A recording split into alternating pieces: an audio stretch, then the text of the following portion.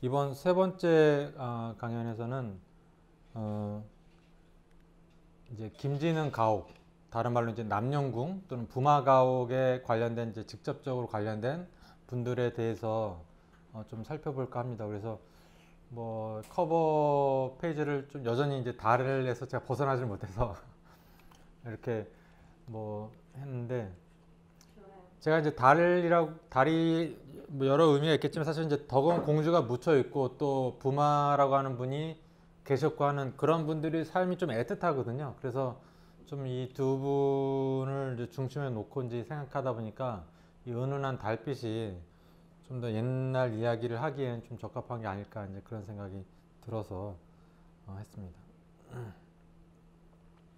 그래서 오늘은 조금 이제 인물 관련된 거기 때문에 약간 좀 어떤 스토리가 있는 것처럼 좀 말씀을 드리려고 하고요. 그래서 우선은 이제 등장 인물이 이제 이렇게 일단 세 분을 설정을 해봤어요. 그래서 뭐 다른 분들도 더 있지만 일단은, 그래서 일단은 우리가 이제 논픽션 무슨 역사물이다, 그래서 뭐 남영궁 사람들이라고 하는 어떤 가제, 그러니까 가 제목의 어떤 그런 스토리텔링을 우리가 한다고 했을 때 이렇게 세 인물을 생각할 수가 있고, 인물 소개를 한다면 이제 이렇게 좀 이렇게 말씀을 드릴 수 있을 것 같아요. 그래서 일단 공주 덕원이라고 하는 인물이 있고, 이분은 이제 왕족이었으니까 로얄 패밀리인 거고, 순주의 막내 딸이었는데 몸이 좀 약했다. 그 다음에 16세 때 혼례를 했지만 요절을 했고 아이는 없었다. 또 이제 조선의 마지막 공주로서 어떤 좀 애잔한 느낌이 있다. 이제 그 남편이 되는 이제 부마 의선은 해평 윤씨 집안이고 좌의정을 지낸 윤두세 10세 손, 그러니까 명문가죠. 명문가의 후손인데 15세 때 혼례를 했지만 아이가 없고 이제 아내를 잃었어요. 상처를 했다는 거고. 그래서 이제 공주와 혼례를 한 마지막 부마라고 할 수 있죠. 그러니까 사실은 조선의 마지막 부마는 그 박영효라고 하는 분이 마지막 부마예요. 금능이 박영효라고 하는 분이 마지막 부마인데, 그분은 이제 결혼하신 분이 공주가 아니라 옹주였죠. 네, 그래서 공주와 결혼한 마지막 부마는 이제 이 윤희선이다라고 말씀드릴 수가 있습니다. 그래서 이분은 우리가 이제 미루어 짐작하건대 아내가 아마 많이 그리웠을 거고, 왜냐하면 평생 재가를 할 수 없었기 때문에 너무 이른 나이에 아내를 잃었기 때문에 그 두 분 사이에 이제 양아들로 이제 윤영구라고 하는 이제 인물이 있고, 뭐 본인의 의사와 상관없이 그야말로 어쩌다 보니 뭐 7, 8살 나이에 이제 양자로 들어오게 됐고, 그런데 이제 양어머니를 한 번도 본 적이 없다. 공주님이셨다고 하는데 한 번도 본 적이 없다. 그게 아마 늘 애석했을 거고, 그리고 또 이제 특이할 것이 이분이 이제 조선이 이제 일본의 식민지가 되는 와중에서도 끝까지 어떤 절개와 지조를 지킨, 어떻게 보면 마지막 지사의 풍물을 보여준 또 한 분이셨다.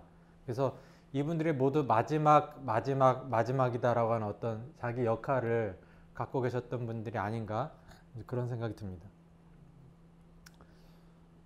그래서 이제 그 다음에 이제 보면 이제 우리가 부마 가옥이니까 일단은 부마의 윤희선에 대해서 좀 먼저 좀 살펴볼 필요가 있어서 일단 족보를 펼쳐봤어요. 족보를. 그래서 해평 윤씨 이제 대동보라고 이제 돼 있는데, 해평이 지금의 구미라고 하더라고요. 예, 구미 저기 대구 아래. 그래서 우리가 이제 족보를 사실 젊은 분들은, 요즘 분들은 족보를 어떻게 보는지 사실 거의 모르죠. 펴볼 일도 없고. 근데 나이 드신 분들은 족보를 굉장히 귀하게 생각하시는 분들이 계시거든요. 그래서 저기 국립중앙박물관에 가면 맨 위층에 그 족보실이라고 따로 있어요. 그래서 거기 가시면은 나이 지긋하신 분들이, 그분들은 매일 오세요. 매일 와가지고 족보를 들춰보고, 그러니까 본인이 취미 삼아서도 하고, 또는 경우에 따라서는 다른 사람이 우리 집 집안 족보 누구누구 좀 찾아달라고 그러면 약간의 이제 뭐 수고료를 받고 이렇게 아르바이트 비슷하게 족보를 찾으시는 분들이 있는데, 그래서 이것도 하다 보면 굉장히 재밌는 이게 일이에요. 그러니까 조선 총독부에서 예전에 일제시대 때 이 족보를 많이 모았던 모양이에요. 그래서 이제 관리를 했었는데, 그러다 보니까 그게 지금도 이제 국립중앙도서관에 이제 있는데, 저도 몇 년 전에 저희 집에 족보를 좀 찾아볼 일이 있어갖고, 근데 지금 서울 집에는 없어서 제가 이제 거기 가서 거기 계신 어르신들한테 물어가지고 이렇게 하다 보니까 좀 얇은 족보를 찾게 됐어요. 1925년도에 만들어진. 그래서 굉장히 놀랐었는데, 그래서 여기서 지금 이제 해평윤씨 요 족보는 지금 정독도서관에 가면 또 족보실이 조그맣게 있어요. 거기에 갔더니 이제 이 해평윤씨 대동보라고 해서 한 5-6권, 대여섯 권짜리 책이 있는데, 거기에 보면 이제 관련 내용들이 나옵니다. 그래서 이제 우리가 윤희선은 일단은 위로 올라가면은 그 윤두수라고 하는 인물이 나와요. 그래서 이 해평윤씨의 시조로부터 이분도 이제 12세 후손이 되거든요. 그러니까 해평윤씨의 이제 시조는 더 윗대에 계신 분인데, 그 아래에 이제 분 중에서 이 윤두수라고 하는 분은 이제 유성룡 아시죠? 임진왜란 때 유성룡과 동시대 인물로서 정치적인 입장은 달랐지만은 선조를 보필하면서 임진왜란 때 공을 많이 세운 분이 윤두수입니다. 그래서 드라마에서도 종종 나오는 분이고, 지난번 했던 징비록에도 윤두수라고 하는 인물이 나와요. 굉장히 비중 있는 인물이고요. 그래서 이 윤두수라고 하는 분이 계셨고, 그 아래 쭉 이제 아들들이 나와요. 그러니까 이분들이 윤두수의 이제 장자고, 그다음에 장손이고 쭉 내려가는 거죠. 그래서 보면 이제 12세, 13세, 14세 이렇게 있어요. 그래서 이제 쭉 내려가서 세교, 세휴 이렇게 이제 있고, 그다음 밑에 이제 보면 이제 상명, 득일 이런 면동, 이렇게 명열 이런 식으로 쭉 내려오거든요. 그래서 이제 치승까지 내려오게 되죠. 치승. 이 윤치승이 바로 윤희선의 아버지가 됩니다. 네, 그래서 이제 더 내려가면은 뭐가 있냐면 이제 윤치승이 나오고, 그 아래에 윤종선이 이제 맏아들이고, 둘째 아들이 윤의선이에요. 그러니까 부마가 윤치승의 아들인데 둘째 아들이다. 예, 예. 그래서 사실은 이제 윤치승은 뭐 큰 벼슬을 한 사람은 아닌데, 아무튼 집안으로서 보면 굉장히 좋은 집안이었다는 걸 알 수가 있고요.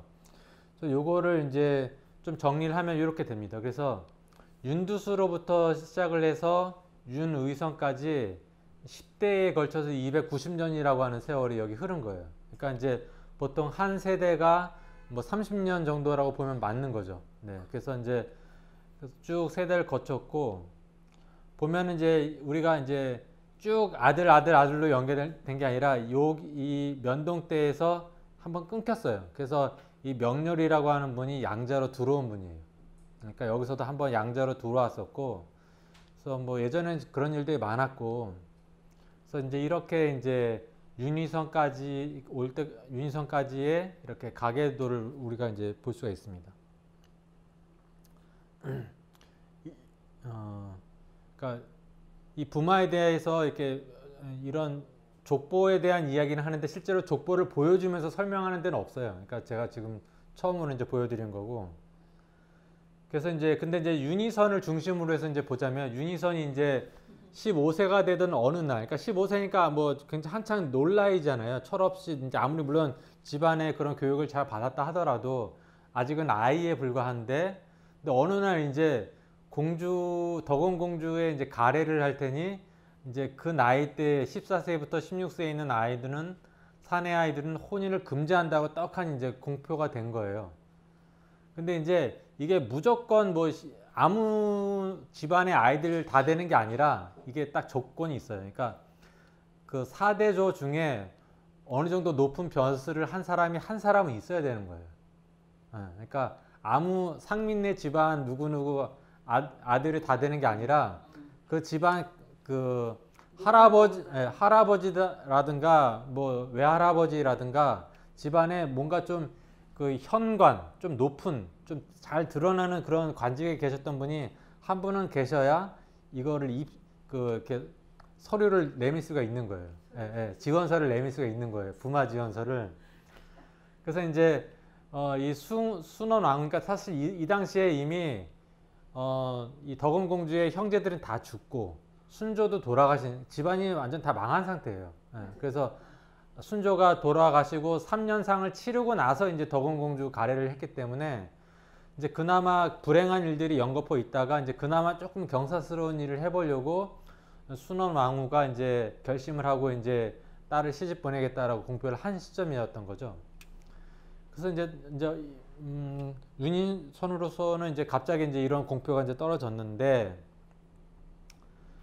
그래서 이제 지원서를 내기 위해서는 이런 형태가 있어요. 그래서 뭐 3페이지짜리 지원서를 내는데 첫 페이지에는 뭐 어디에 사는, 그러니까 경기도 무슨 군 뭐 누구, 그래서 이제 간택 단자를, 이렇게 단자는 이런 서류를 아마 의미하는 것 같은데 간택을 이렇게 청하는 단자를 이제 이렇게 표기를 하고, 그 다음에는 이제 자기 집안의 할아버지들, 그러니까 자기 아버지가 무슨 관직이고 자기 할아버지, 그 다음에 자기 증조 할아버지, 그 다음에 외할아버지, 이렇게 네 분의 관직을 써야 돼요. 그래서 여기서 어느 정도 높은 관직이 있어야지만 지원 자격이 되는 거죠. 그리고 이제 여기에는 이제 지금 집안의 가장이 이제 대표 누구누구가 하고 이제 사인을 해가지고 이제 제출을 하는 거예요. 몇 월 며칠 날. 근데 여기에 이제 연호를 여기서 대연호를 쓴다고 되어 있는데 이게 이제 중국의 연호를 써왔었어요. 그러니까 공식적으로는 중국의 연호를 쓰게 돼 있어요. 여기가 병자호란 이후로 청나라에게 굴복을 했기 때문에 공식적인 문서에서는 다 이렇게 썼었고, 그래서 요거를 이제 제가 이제 예시로서는 이제 홍길동을 했었는데, 그러니까 이제 뭐 부마 윤희선 해가지고, 그러니까 간택 단자를 내밀었겠죠. 그래서 이제 일정에 의해 가지고, 근데 이제 이게 전국에 다 지원서를 받지만 실질적으로는 한양에 있는 사람들만 지원서를 냈었어요. 그러니까 이게 뭐 공주를 혼례시키겠다는 그런 공표가 뭐 지방까지 다 전달된다는 것도 시일에 걸리는 거고, 그걸 또 듣고 지방의 그런 수령들이 가가호 조사를 해가지고 지원자가 있는지 없는지 조사를 해서 한다는 것도 시간적으로 안 되는 거고, 그러니까 실질적으로는 이제 서울 한성부 내에서 했었고, 그 외에 이제 뭐 경기도라든가 일대에서는 이제 수령들이 형식적으로 보고를 하죠. 아, 찾아봤더니 조건이 되는 사람이 없습니다. 이런 식으로 이제 하지, 실질적으로는. 그래서 이때도 한성부에서 13명이 지원을 했다고 하더라고요. 네. 그렇게 경쟁률이 막 엄청 셌던 건 아닌 것 같아요. 그래서 이제 부마 이제 동몽들이 이제 입궁을 했는데, 이제 그때 이제 창덕궁에 계셨으니까 입궁을 했는데, 이제 그 희정당에서 면접 인터뷰를 할 거고, 들어오는 문은 이제 금호문을 통해서 들어와라. 그래서 이때 이 지원자들이 어떤 복장을 하고 하는지 그게 다 있어요. 그래서 드레스 코드 같은 것들이 다 있어요. 뭘 입고 어떻게 복장을 하고 와라. 그러니까 튀지 않게, 딱 복장으로서는 이제 튀지 않게 하기 위해서 그게 다 있는데, 그래서 이제 1837년도 이제 5월 24일 날 이제 입궁을 한 거죠. 근데 이제 이 희정당은 이제 사실은 이제 왕의 처소이긴 한데, 그래서 왕의 처소이기 때문에 용마루가 없어요. 용마루가 없는 것 같은데, 그래서 여기가 보면은 이제 일제시대 때 좀 많이 이렇게 바뀌어요. 그래서 이런 식으로 자동차가 정차해가지고 여기 이제 포치 같이 이런 것도 다 일제시대 때 변형된 거거든요. 예. 그래서 조금 많이 훼손이 됐는데, 그래서 희정당 본 건물은 요 뒤쪽에 있어요. 그래서 뒤쪽에 이제 희정당이 있고, 요 건물은 사실은 경복궁에 있던 걸 여기로 옮겨온 거예요. 여기 창덕궁에 원래 있던 게 불이 나가지고 경복궁에 있던 걸 이제 그대로 이제 분해해서 가져온 건데, 그래서 이제 보면은 여기도 이제 뭐 순종 임금 때 그러니까 많이 이제 현대식으로 바뀌어 갖고 이랬지, 사실 예전에는 이제 나무 우물 마루로 돼 있었을 텐데 이제 이런 식으로 좀 돼 있고요. 그래서 아마 제가 이제 그러니까 이 윤희선이 어렸을 적에 아명이 인갑이었어요. 그래서 이제 이 인갑이 중학생이 막 뛰어놀던 아이가 갑자기 대궐로 들어간다는 것도 놀라운 일일 거고, 그래서 요런 좁은 이제 복도를 지나가면서 어떤 심정이었을까? 이제 왕을 만나고 대왕 대비를 만난다는 그 심정을 우리가 한번 헤아려 보면 굉장히 재밌었을 것 같아요. 아직 15살밖에 안 된 아이가 결혼을 하겠다고. 저도 아직 결혼을 못하고 있는데 참 어이가 없죠, 제 입장에서는. 그래서 이렇게 하는데, 그래서 이제 처음 그러니까 인터뷰를 3번을 하게 돼 있어요. 그래서 초간택을 하는데 지망자가 지원서는 13개가 들어왔는데 실제로는 이제 나타난 거는 이제 12명이 나타났고, 그래서 이제 보면은 일단 상위 희정당에 나갔다. 그래서 보면 이제 상위, 여기는 주상을 의미하는 거예요. 임금이 나와 있다. 임금 헌종이 나와 계셨고, 대왕 대비, 그러니까 순원왕후가 수렴을 하고 있었어요. 그러니까 이렇게 앞에 수렴을 하고 그 뒤에 이제 계셨고, 그다음에 이제 관련된 이제 도승지가, 그러니까 비서실장이 이제 그 인터뷰할 사람들을 쭉 데리고 온 거죠. 인솔해가지고 데려왔고, 그다음에 이제 왕실 관련된 이제 판동령이라든가 여러 이제 신하들이 들어왔었고, 이제 뭐 여러 이제 뭐 지원자들을 서로 이제 평가하면서 이야기를 했을 테니까 여러 사람들이 들어왔었고, 그래서 이제 간단하게 아마 인터뷰를 했던 것 같은데, 승지와 사가는 인터뷰하는 동안에 물러가 있으라고 그랬던 것 같아요. 그래서 실제로 어떤 이야기가 오고 갔는지는 자세하게 기록되지는 않고, 이제 어느 정도 이야기가 된 다음에 이제 다시 불러들여 가지고 사관이 이제 기록을 했는데, 그래서 순원왕후가 초간택을 해보니 굉장히 기쁘고 다행하지 않은 것이 없으며 지난 일을 생각하면 슬픈 마음이 드는 것을 어쩔 수 없다. 그러니까 계속 상을 치르다 보니까 이제 이런 경사스러운 일이 더 이제 감회가 와닿는 거고, 그래서 이제 일단 12명이 지원을 했는데 5명을 추려내는 거예요. 그래서 이제 생원 윤치승의 아들 임갑과 그다음에 뇌윤, 뭐 흥세, 한종, 뭐 쾌열, 이 5명을 제 간택에 2차 면접을 보겠다 해서 드리고, 나머지는 모두 돌아가서 결혼, 뭐 혼사끼리 있으면 결혼을 해도 좋다, 이제 그렇게 하는 거죠. 그래서 이제 12명 중에서 5명이 1차 면접에서 일단 통과를 한 거예요. 근데 여기서 이미 호명할 때 윤치승의 아들 임갑을 먼저 제일 첫 번째로 호명한 걸 보면 처음부터 이미 이 윤리선에게 마음이 있었던 거예요. 이제 낙점은 한 거죠, 사실은.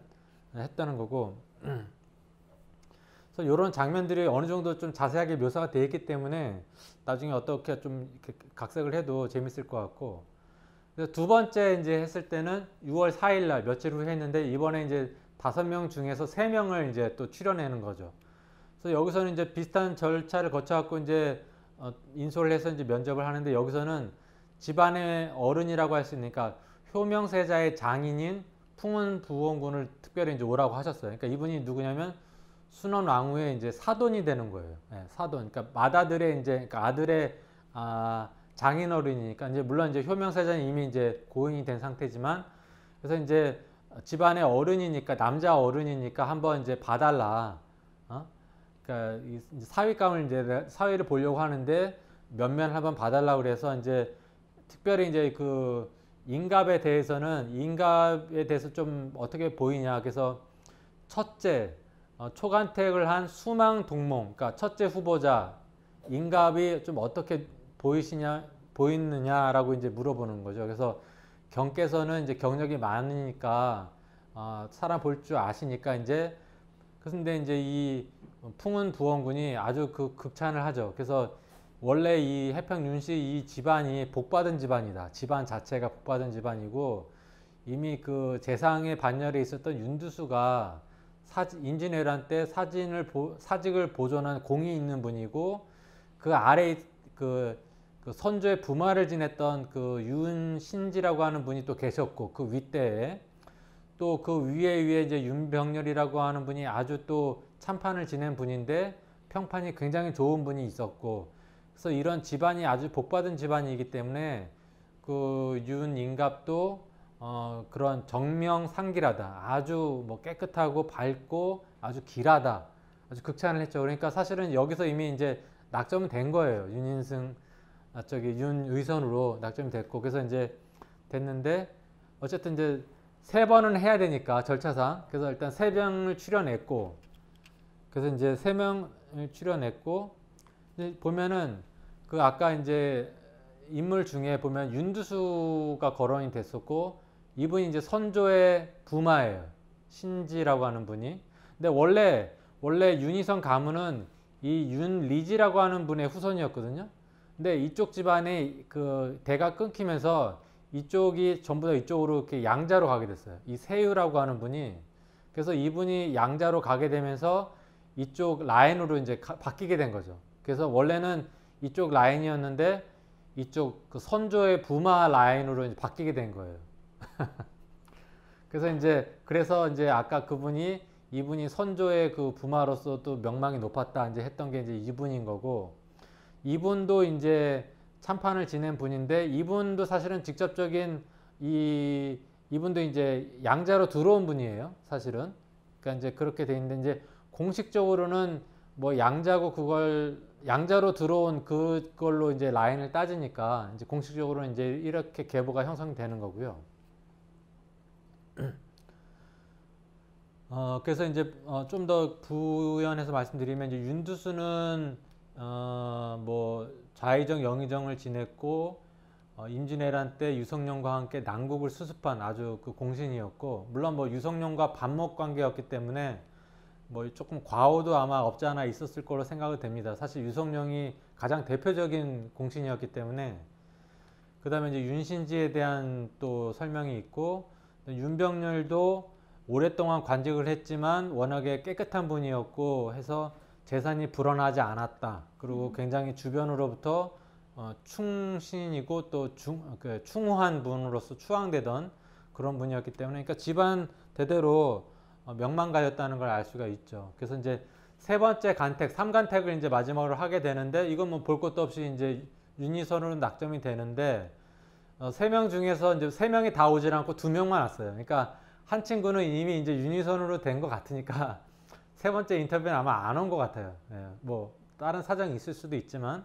그래서 이제 바로 이제 윤희선 인갑으로 이제 윤인갑으로 낙점이 됐고, 그 자리에서 바로 이제 남령이라고 하는 그 작호를 내리죠. 그래서 이제 순원 왕후가 주도적으로 해서 이렇게 사위를 보게 됐고 낙점을 하게 됐고, 그러면서 이제 이 집안이 바로 윗대에는 이렇게 그 어떤 관직을 벼슬을 못했기 때문에 아버지 되는 윤치승도 적당한 벼슬 자리를 하나 만들어 주죠. 그래서 나중에도 가면 이제 아버지와 할아버지 계속해서 그 추중이라고 그래서 사후에 계속 관직을 올려줍니다. 네.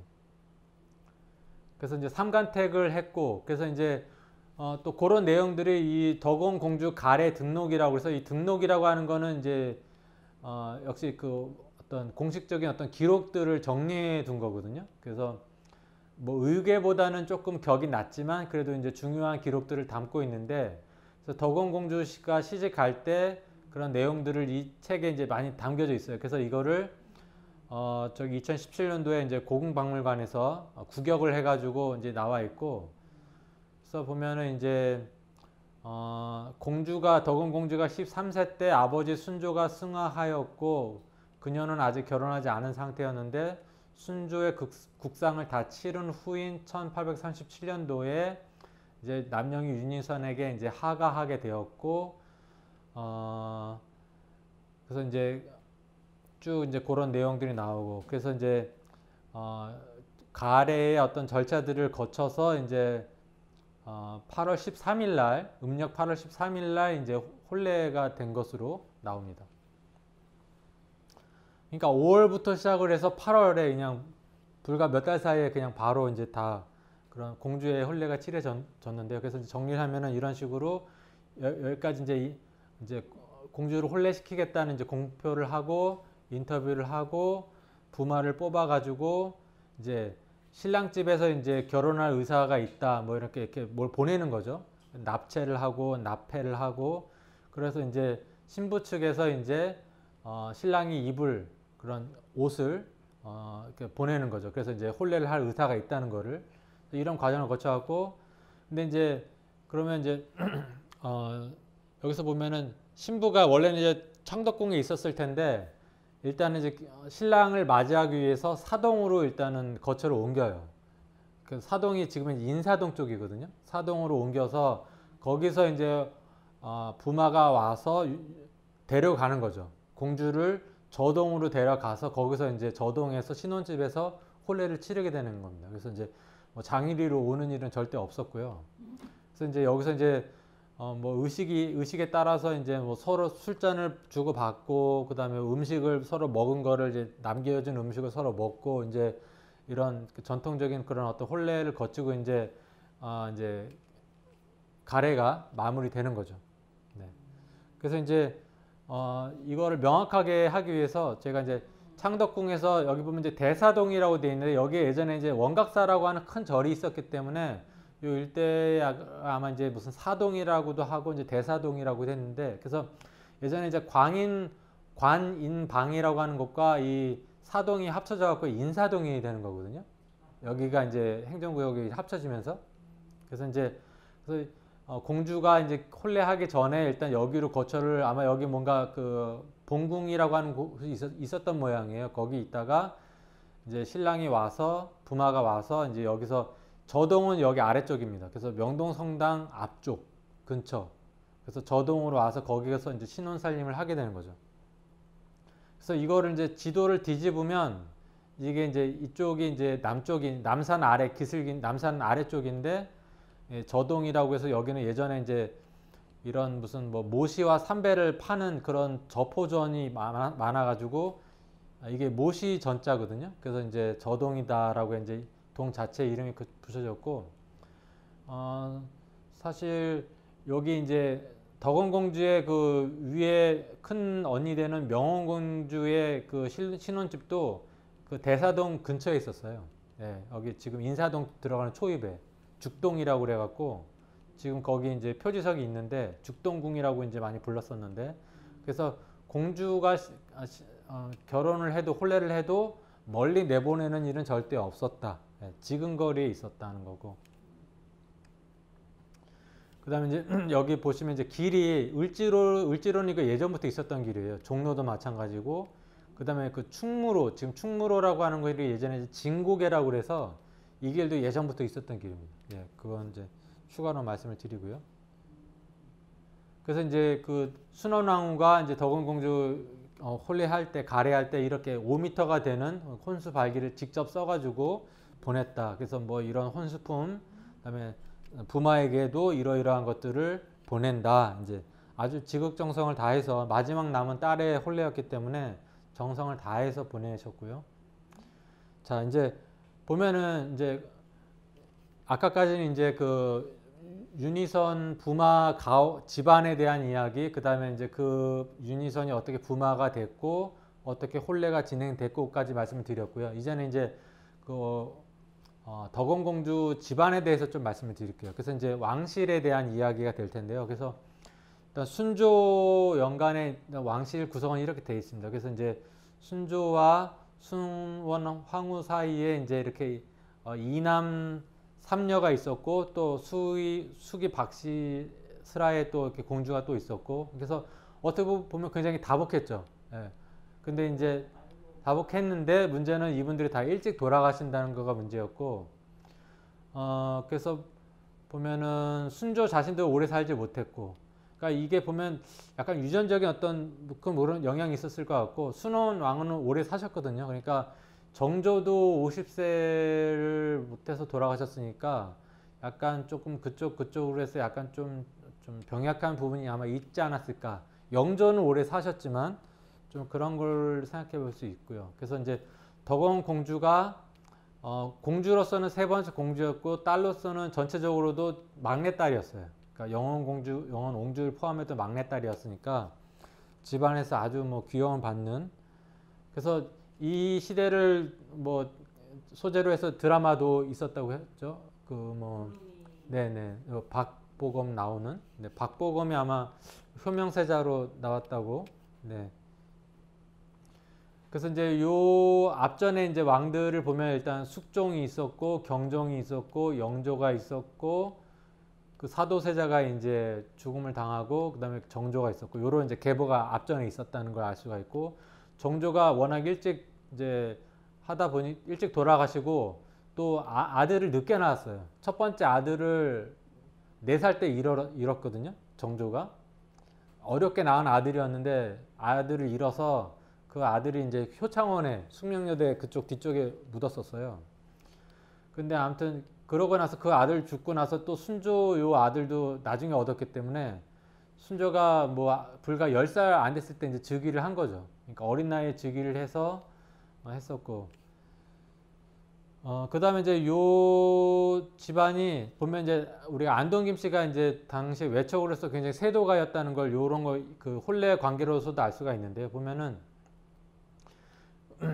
그 효명세자의 아들 되는 나중에 이제 헌종이 되는 헌종의 그 왕비도 안동 김씨 사람이고, 그 다음에 그 명원공주, 보건공주 다 안동 김씨 사람이고, 순원 왕후 자신이 안동 김씨 사람인 거고, 그 다음에 이제 이 효명세자의 비만 이제 풍양 조씨가 되고, 이 신정 황후가 나중에 이제 그 흥선대원군이랑 이렇게 해가지고 고종을 세우는, 그러니까 안동 김씨 정치를 이제 좀 종결시키는 그런 역할을 하는 분이 바로 신정 황후이시거든요. 그렇고, 그러니까 풍양 조씨, 안동 김씨, 근데 이제 그 사이에 이제 해평 윤 씨가 이제 들어갔죠. 그러니까 해평 윤 씨도 어떻게 보면 안동 김씨랑 좀 가까운 사이였던 것 같고요. 그러니까 특별히 어떤, 그러니까 유명한 집안이긴 했지만은 그렇게 권력적으로는 하시진 않았던 것 같은데, 아무튼 당시에 이제 어떤 외척의 이런 실세들의 어떤 관련성을 알 수가 있습니다.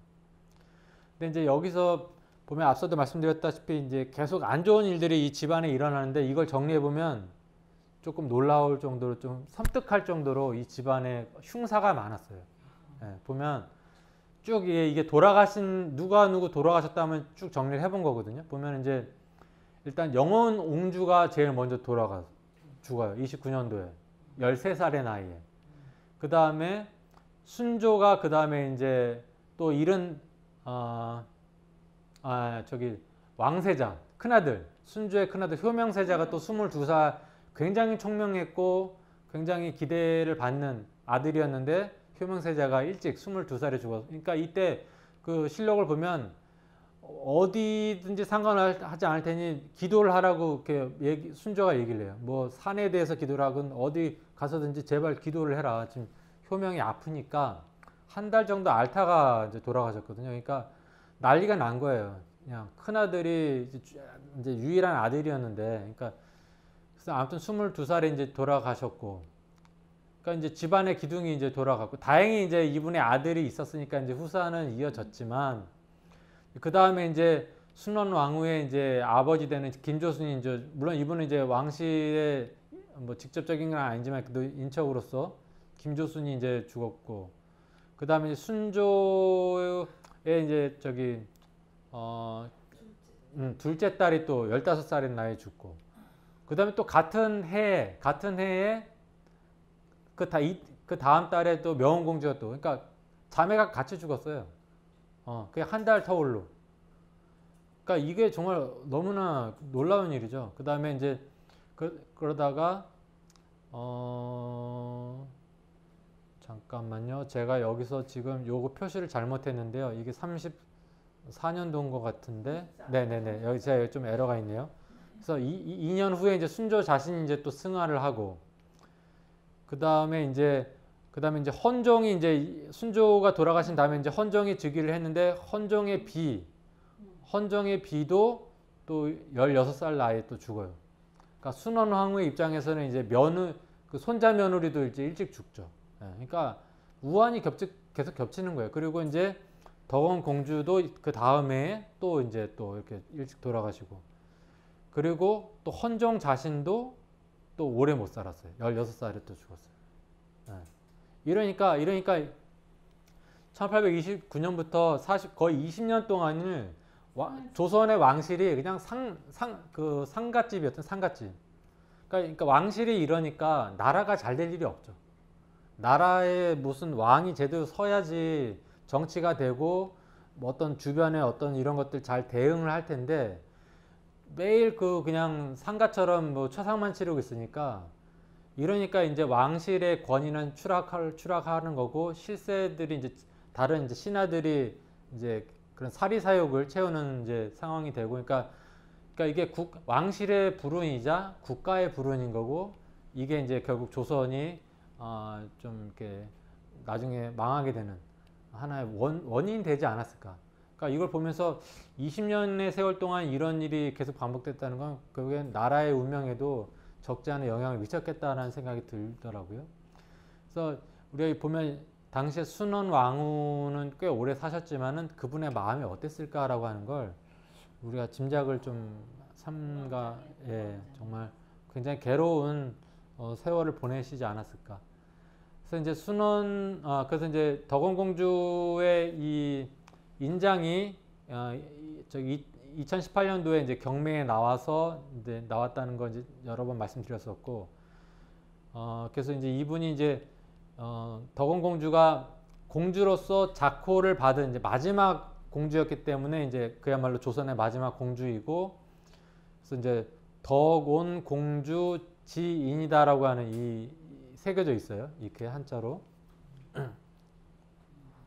그래서 이제 크리스트 경매 2018년도에 나왔었고, 한 2억 5천만 원 정도에 대한 금액으로 우리나라의 국외 소재 문화재 재단에서 급파를 해서 이제 검증을 해서 이제 낙찰을 받았죠.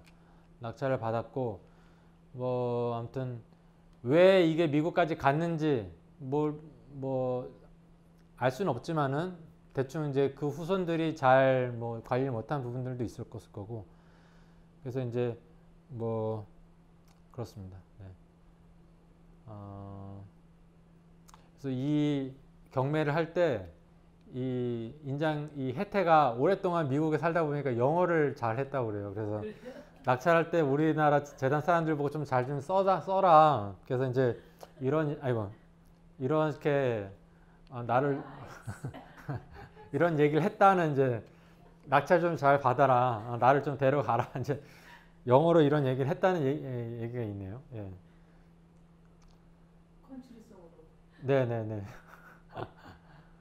그래서 이제 덕은공주가 이제 슬하에는 자녀가 없었는데 첫 번째 출산을 아마 했었던 것 같아요. 39년도. 그러니까 결혼하고 2년 있다가 하셔서 이제 그 출산했다는 거가 이제 왕실에 보고가 됐는데, 일단 순산을 했고 국가 밥을 잘 드셨다. 그래서 여아기 씨를 순산을 했다. 이렇게 이제 돼 있는데, 결국에는 이제 소생이 없다는 걸로 돼 있기 때문에 이분도 아마 아기 씨도 오래 살지는 못하신 걸로 이제 생각이 됩니다. 그래서 그야말로 아무런 그 없이, 자취 없이 사라지셨고요.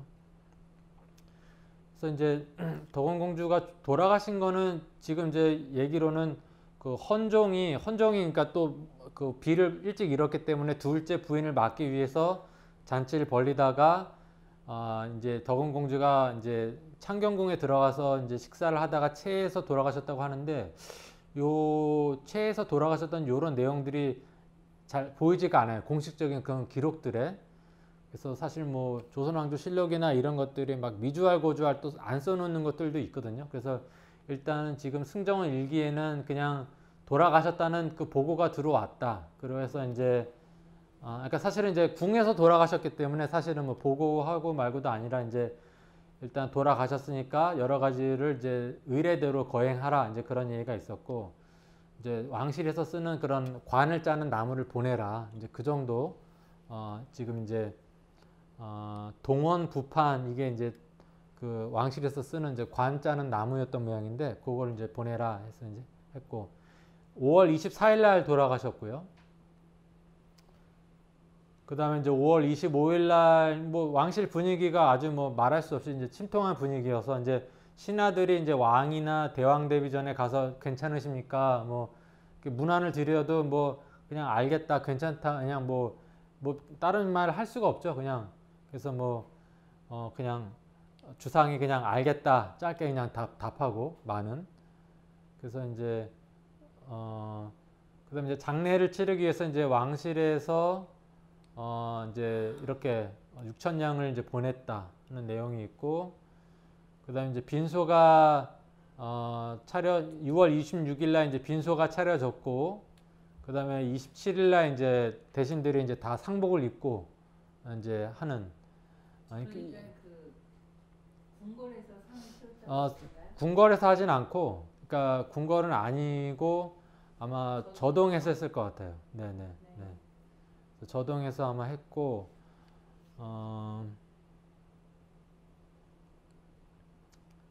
그러니까 이제 순조 같은 경우에는 자기 딸 중에 누가 이제 바깥에서 이제 그러니까 이제 죽으니까 돌아가시니까 자기가 직접 궁에 자기가 직접 가보겠다 막 그런 얘기까지도 나오거든요. 그러니까 이제 장례는 아마 이제 그 시댁에서 신혼집에서 지냈을 텐데, 그래서 이제 이거는 이제 덕원공주의 묘에 대한 기록이 굉장히 중요한 기록이 있어요. 그 승정원 일기에 보면, 그래서 이제 예조에서 이제 보고하기를 6월 12일 날 사람들을 보내가지고 묘자리를 이제 보니까 뭐 이제 풍수지리 뭐 그런 좀 그런 걸 볼 줄 아는, 자향을 볼 줄 아는 사람을 데려가가지고 보니까 임좌병향이다라고 되어 있고, 능침의 이제 서쪽에는 명독동이 있고 동쪽에는 장의리가 있고 남쪽에는 이렇게 산줄기가 외백호 산척이 있고 북쪽으로는 이제 동안평이 있다. 이제 이렇게 이제 보고가 들어왔거든요. 사실 굉장히 좀 중요한 내용인데, 보면은 이제 이게 임자병향이라고 하는 게 이제 우리가 동서남북을 24개로 이렇게 쪼개가지고 방향을 정하거든요. 그래서 이게 이제 북쪽이 이쪽인데 임쪽 방향에 자리를 두고 병 방향으로 방향을 보고 있다. 그러니까 묘가 이쪽에 들어서서 이쪽으로 남양 쪽으로 방향을 보고 있다는 얘기거든요. 그러니까 정남향은 아니지만 남향에 가깝게 그러니까 이제 있다는 거고, 주변에 이제 무덤 주변에 장유리, 명독동, 그러니까 지금 우리가 이제 알 수 있는 그런 지명들이 나옵니다. 그래서 제가 다음 시간에 요것과 관련해서 다시 한번 좀 그 무덤의 소재를 좀 더 정확하게 한번 말씀을 좀 드리도록 하고요. 다음 시간에 말씀을 드리도록 하고, 그다음에 이제 윤희선이 이제 어떤 생일을 살고 이제 어떻게 돌아가셨는지 요걸 마지막으로 말씀드리겠습니다. 그래서 윤희선은 뭐 지금까지도 살펴봤고요. 그래서 슬하의 자녀가 없는 상태였고, 근데 이분이 이제 그래도 어느 정도는 오래 사셨죠. 오래 사셨고, 이분이 이제 지낸 관직이니까 아무래도 이제 외척이기 때문에 뭐 조정의 어떤 뭐 드러나는 관직을 맡을 수는 없어요. 맡을 수는 없고, 이제 조금 형식적인 약간 그런 명분상의 어떤 직함들, 그러니까 약간 뭐 군사적으로 봤을 때는 뭐 도청관이라고 하는 뭐 것도 있었고, 그다음에 이분이 이제 실무적으로 무슨 실무 일을 많이 했어요. 무슨 뭐 그러니까 제조라고 해서, 제조라고 하는 거는 어떤 임시로 임명이 돼가지고 어떤 맡은 일을 지휘 총괄하던 어떤 관원이었는데, 이를테면 이제 사포서, 이건 이제 채소를 재배하는, 그래서 채소 재배해서 이제 궁에 이제 쓸 수 있는 채소, 그다음에 이제 기와 굽는 와서, 그다음에 이제 제사 지낼 때 쓰는 그런 뭐 희생물들, 그런 거 관리하는 뭐 전생서, 또 궁중의 어떤 식료품 관리하는 사도시, 그러니까 굉장히 실무적인 그런 일들, 소소한 일들, 그러니까 빙고는 이제 왕실에서 얼음이 굉장히 중요했거든요. 그러니까 빙고를 관리하니까 얼음을 관리하는 빙고라고 하는 또 그 관아가 있었는데, 거기서도 또 이제 일을 봐주셨고, 그러니까 이런 식으로, 그러니까 보면 공주 서거 이후에 이런 것들을 많이 일을 했어요. 그러니까 일부러 일을 많이 시킨 것 같아요. 네, 공주 서거 이후에 이제 이런 아주 실무적인 일들을 많이 하셨고, 특히 이제 이 저기 부마가옥이라고 하는 집이 지어진 1865년도 무렵에는 이 궁궐 공사를 감독하는 연건도감을 하셨어요. 그러니까 이분이 이제 건축 관련된 일도 당시에 하고 계셨기 때문에 저거를 지을 때 본인이 아마 상당히 직접 관여했을 가능성이 굉장히 높아요. 그래서 그런 실무적인 일들을 하셨고, 그다음에 이제 나중에는 이제 어느 정도 나이가 드셔서는 이제 판독령이라고 그래서 이제 왕실 간의 인척 간의 어떤 좀 그런 사무를 보는 돈령부에 또 벼슬을 하셨고, 그러니까 왕실의 어떤 큰 어른 역할을 하셨고요. 그다음에 이제 기타 이제 어떤 종묘 대제라든가 왕실의 어떤 뭐 제사라든가, 또는 어떤 뭐 이분이 글도 잘 쓰셨던 모양이에요. 그래서 사서관으로서도 활동하신 것들이 굉장히 많고, 그러니까 이분이 글을 잘 쓰셨기 때문에 양아들인 윤영구 선생도 아마 영향을 많이 받았을 걸로 생각이 돼요. 이분이 글을 잘 쓰셨기 때문에 아마 지금도 이분이 쓰신 기록들이 아마 글들이 아마 찾아보면 있을 것 같긴 해요. 워낙 많다 보니까.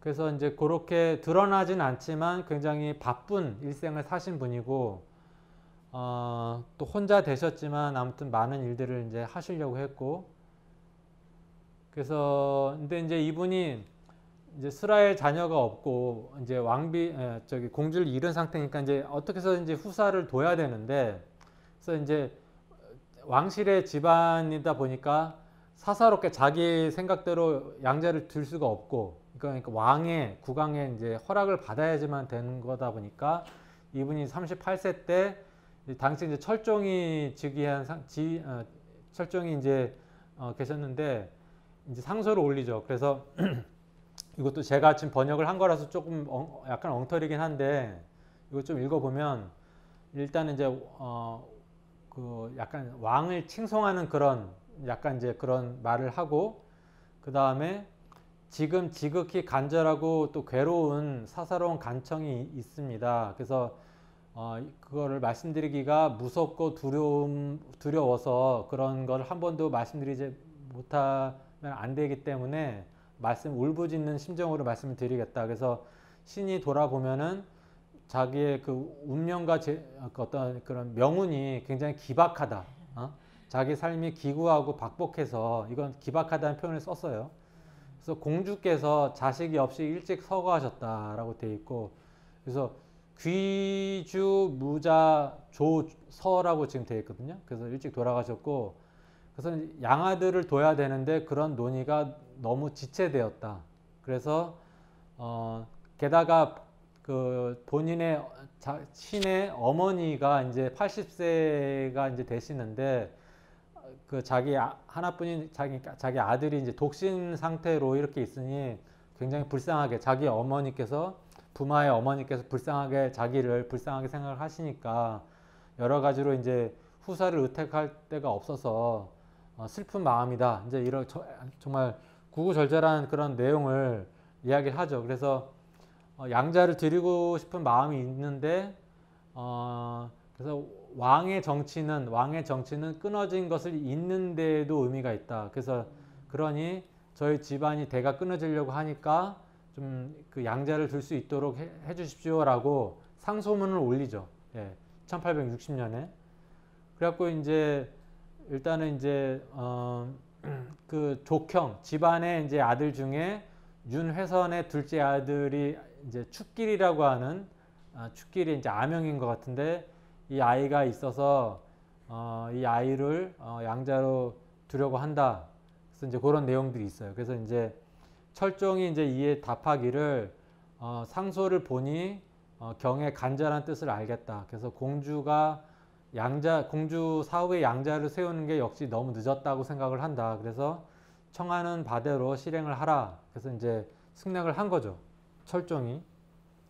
그래서 이제 결국에는 윤희선에 이제 윤영구 선생이 들어오게 됐고 그래서 이 집안이 이제 윤영구 선생이 이제 양자로 들어온 게 윤회선의 이제 아들로서 윤영구라고 하는 분이 이제 윤의선의 아들로 이렇게 양자로 들어오는데 이것도 조금 이제 따라가 보면은 조금 복잡한 내용들이 있습니다. 그래서 뭐 이쪽 집안에서 양자로 갔다가 또 다시 또 양자로 보내고 또 약간 복잡한 관계가 있는데 그래서 아무튼 결과적으로는 이제 아주 먼 친척은 아니었어요. 그러니까 그 실제로 이제 핏줄로 보면은 그렇게 먼 친척은 아니고 가까운 친척 중에서 이제 아들을 양자를 드린 거죠. 그래서 이제 윤영구라고 하는 인물이 이제 들어왔고 그래서 이제 윤영구 입적 관계까지 말씀을 드렸습니다.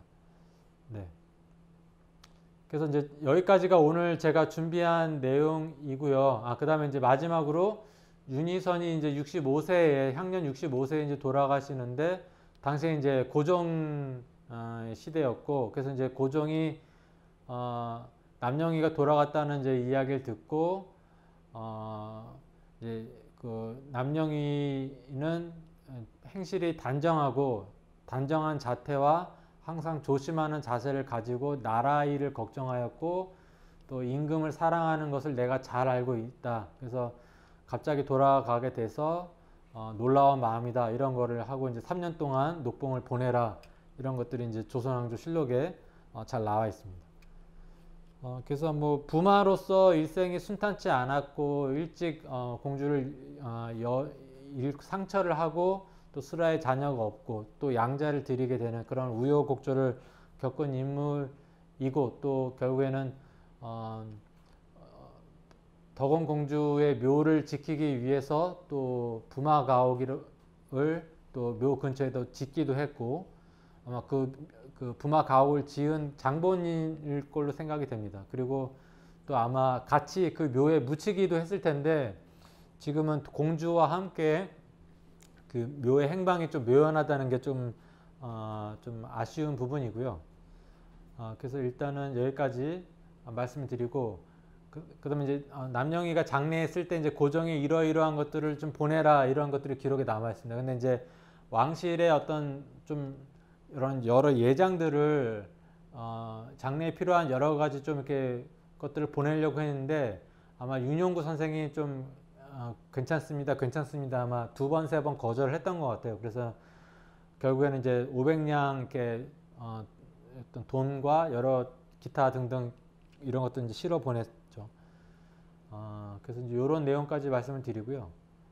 일단은 여기서 일단 마무리를 짓겠습니다. 그래서 이거는 이제 끝 마무리로서 제가 이제 그 경복궁 앞에 요즘에 그 의정부터를 이제 복원하려고 지금 발굴하고 있어서 거기 가면 이제 이런 가림하고 이렇게 써놨어 이렇게 있는데 보면 이제 박팽년의 세종 때 이제 그 신하였던 박팽년의 지은 그 의정부 석상작이다라고 하는 시가 있어요. 그 시가 있는데 제가 뭐 시의 내용은 사실 지금 이거하고는 상관이 없는데 제가 보다 보니까 이 두 번째 말 중에 만사여금 총부지라고 그래서 모든 일을 이제는 도무지 알 수가 없다라고 하는 이게 문구가 있더라고요. 근데 이게 우리가 이 말이 굉장히 와닿아서 그러니까 이게 이제 옛일을 지금에 와서 도무지 알 수 없다 이제 그런 의미일 수도 있고 그러니까 제가 장희동에 대해서 지금 여러 가지 이야기들을 하고 하지만 사실은 굉장히 단편적인 것들만 우리가 지금 이해하고 있고 알게 되는 거거든요. 사실은 전체적인 거를 우리가 많이 알았다고 생각하면 절대 안 되고 그야말로 모르는 것들이 태반인 거고 일부분만 조금씩 들여다보는 거기 때문에 앞으로 좀 더 이런 노력들을 게을리하지 말고 더 해야겠다 이제 그런 생각을 말씀드리면서 오늘 말씀 이제 강연을 정리하도록 하겠습니다. 예, 감사합니다. 예.